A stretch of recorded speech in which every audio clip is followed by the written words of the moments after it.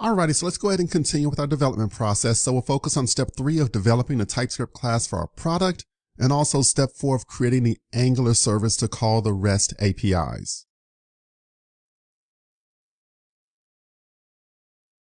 Alrighty, so let's go ahead and move in here and develop the TypeScript class for product. So down in my terminal window, I'll make use of the Angular CLI to help me out with this.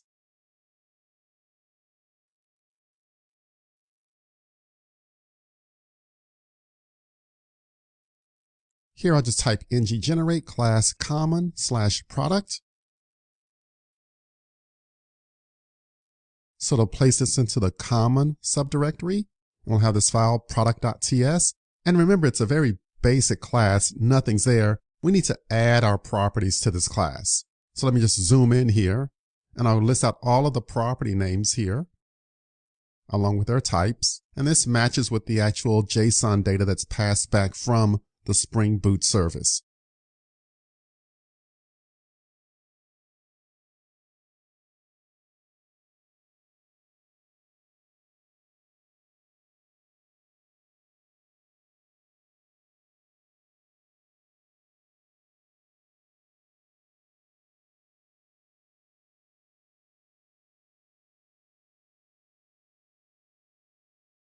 So I'll just do a little copy paste here on this line X number of times.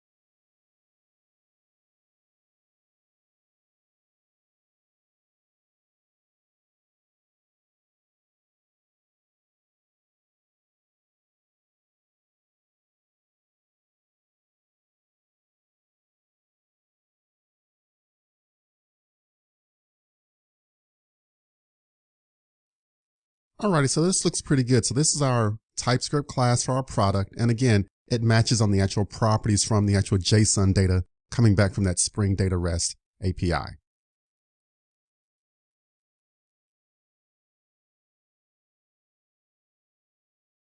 And now we can move to step 4 of creating the Angular service.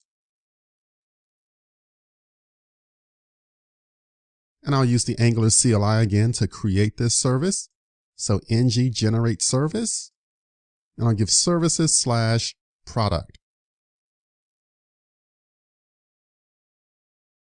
So it'll place the service in the services directory, and the name of the service is product.service. So let's go ahead and take a look here. Services, product.service.ts. So this is my actual TypeScript code here for my service. So before I go any further, I need to make some updates to my application module. So let's move over to app-module.ts.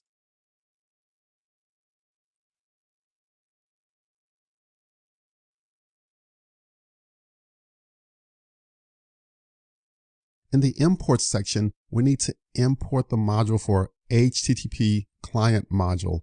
That's the module that contains the HTTP client. And also we have to give the appropriate import up top for this. And so we need to manually type this out because TypeScript won't be able to find that solution.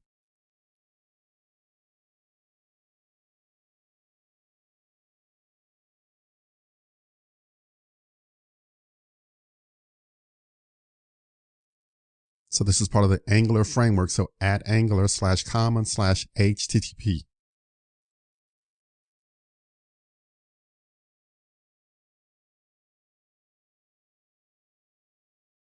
And also in the provider section, we need to add a reference to our product service.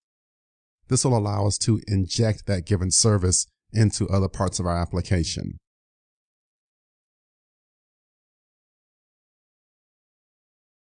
Alrighty, so this takes care of the work for updating our application module.